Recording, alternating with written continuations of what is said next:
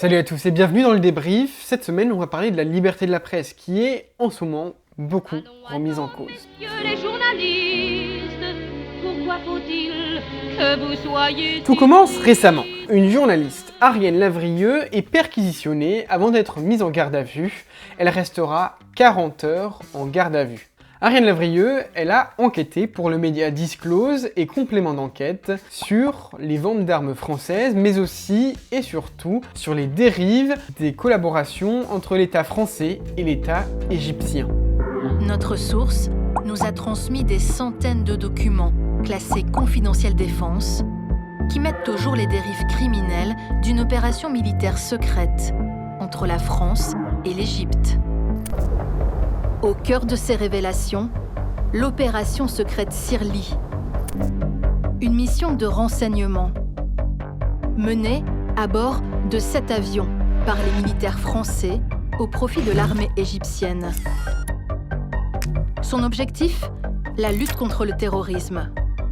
Mais nous avons découvert que les informations fournies par la France ont en réalité conduit à des frappes égyptiennes contre des civils. Après avoir enquêté sur cela, elle est donc finalement placée en garde à vue après avoir été perquisitionnée à son domicile. Et ça, ce n'est qu'un exemple parmi la multitude de journalistes qui ont été arrêtés, convoqués, perquisitionnés dans le cadre de leur travail. En juin 2022, par exemple, Alex Jordanov, alors qu'il avait fait des révélations sur la Direction Générale de la Sécurité Intérieure, la DGSI, le journaliste se retrouve perquisitionné, placé en garde à vue, puis mis en examen dans le cadre de cette enquête. Autre exemple, récemment, 3 journalistes de Libération ont été convoqués par la police judiciaire de Lille en cause une enquête sur les violences policières. En 2019, sur plusieurs enquêtes qui concernaient les ventes d'armes françaises, plusieurs journalistes ont été convoqués par la DGSI. On parle de 3 journalistes de quotidien, 3 journalistes du média Disclose et un journaliste du média d'investigation de Radio France. Dans le cadre de l'affaire Benalla, Ariane Chemin, qui a participé aux révélations sur cette affaire, est convoquée elle aussi par la DGSI en compagnie de son directeur de publication, le directeur de publication du Monde, qui était Louis Dreyfus. Le dénominateur commun à toutes ces affaires, c'est qu'il y a une pression qui est exercée sur les journalistes pour qu'ils cèdent et qu'ils brisent ce qu'on appelle le secret des sources. Le secret des sources, c'est quelque chose qui est important pour les journalistes et notamment pour les journalistes d'investigation.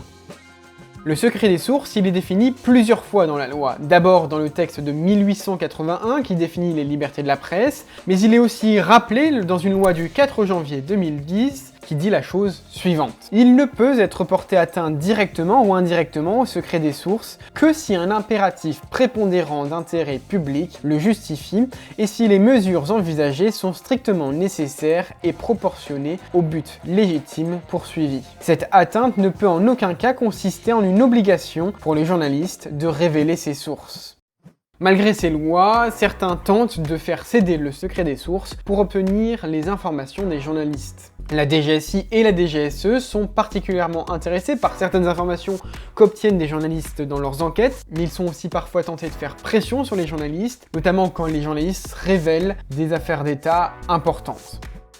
Mais alors, qu'est-ce qui peut expliquer le fait que ces entraves à la liberté de la presse se produisent de plus en plus souvent ? On n'a pas vraiment de réponse précise à cette question, par contre, une des hypothèses qui est plutôt probable, tend à croire que le rapport de force s'est un petit peu fragilisé. Auparavant, les politiques avaient besoin des médias pour se faire entendre. C'est aujourd'hui beaucoup moins le cas, notamment avec l'arrivée des réseaux sociaux, où les politiques peuvent directement s'adresser à leur auditoire. Je prépare mon débat avec Zemmour. C'est le 3e.